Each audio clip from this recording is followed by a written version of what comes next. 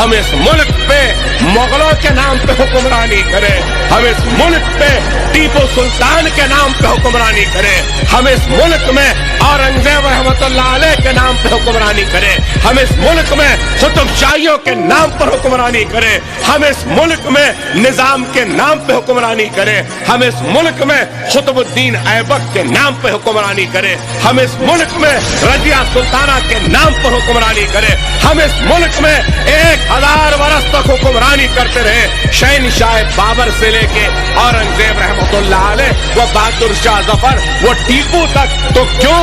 اس لیے کیونکہ شہنشاہ بابر سے لے کے اورنگزیب رحمت اللہ علیہ کا سر اللہ کی بارگاہ میں جھکتا تھا اور آج اللہ سے مانگتے تھے، اس لیے اللہ ان سروں کی حفاظت کرتا تھا اور ان ہاتھوں میں اقتدار کی طاقت دے دی۔ لیکن آج جتنی تعداد میں ہم ہیں، آج سے 1000 برس پہلے ہم کتنے تھے ہوں گے میرے بھائی؟ جب آپ غور کریے، آج ہم 18 کروڑ ہیں۔ آج سے 1000 برس پہلے جب اسلام اس ملک میں آ رہا تھا، یا پھر شہنشاہ بابر اس ملک میں مغلوں کے نام سے آ رہے تھے، تو جب ہماری آبادی کتنی تھی ہوں گی، تعداد کتنی تھی؟ آپ غور کریے، آج اتنی ہے، جب تو 1 کروڑ بھی نہیں تھی ہوں گی اس ملک میں 1000 سال پہلے۔ مٹھی بھر مسلمان تھے، لیکن مٹھی بھر مسلمان 1000 برس تک اس ملک پہ حکمرانی و جانبازی کرتے رہے، اپنے اشاروں پر اس ملک کو نچاتے رہے۔ تو بتاؤ کیوں تھا؟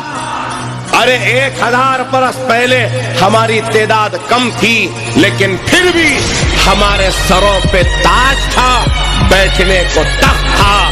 ہم اس ملک پہ مغلوں کے نام پہ حکمرانی کرے، ہم اس ملک پہ ٹیپو سلطان کے نام پہ حکمرانی کرے، ہم اس ملک میں اورنگزیب رحمت اللہ علیہ کے نام پہ حکمرانی کرے، ہم اس ملک میں قطب شاہیوں کے نام پر حکمرانی کرے، ہم اس ملک میں نظام کے نام پہ حکمرانی کرے، ہم اس ملک میں قطب الدین ایبک کے نام پہ حکمرانی کرے، ہم اس ملک میں رضیہ سلطانہ کے نام پر حکمرانی کرے، ہم اس ملک میں 1000 برس تک حکمرانی کرتے رہے، شہنشاہ بابر سے لے کے اورنگزیب رحمت اللہ علیہ، وہ بہادر شاہ ظفر، وہ ٹیپو تک۔ تو کیوں؟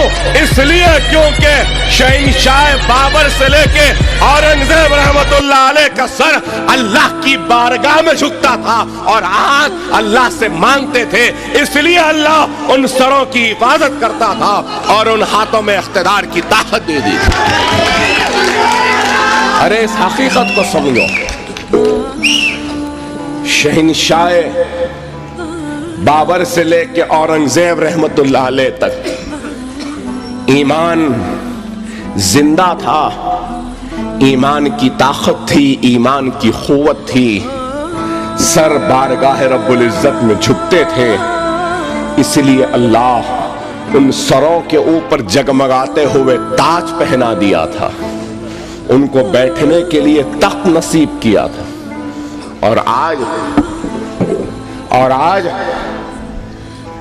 ہمارے پاس نہ تخت ہے، نہ تاج ہے، نہ حویلیاں ہیں، نہ محلات ہیں، نہ جاگیری ہے، نہ نوابی ہے، کچھ بھی نہیں ہے۔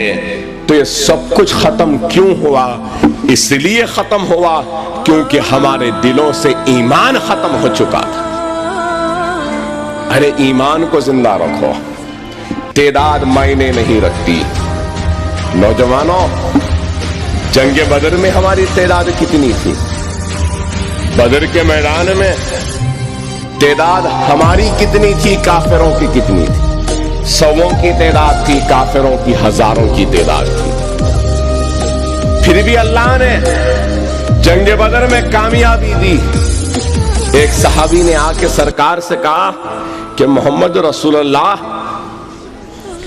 میں بھوکا ہوں، کیسے لڑوں؟ اتنا بھوکا ہوں کہ میرا پیٹ پیٹ کو لگ گیا۔ تو رسول اللہ صلی اللہ علیہ وسلم اپنا امامہ اپنا کرتا ہٹا کے بتاتے ہیں کہ تمہارا پیٹ پیٹ کو لگ گیا ہے، دیکھو میرے اس پیٹ کو، تو محمد رسول اللہ کے پیٹ پر ایک نہیں دو پتھر تھے، پتھر بنے ہوئے تھے۔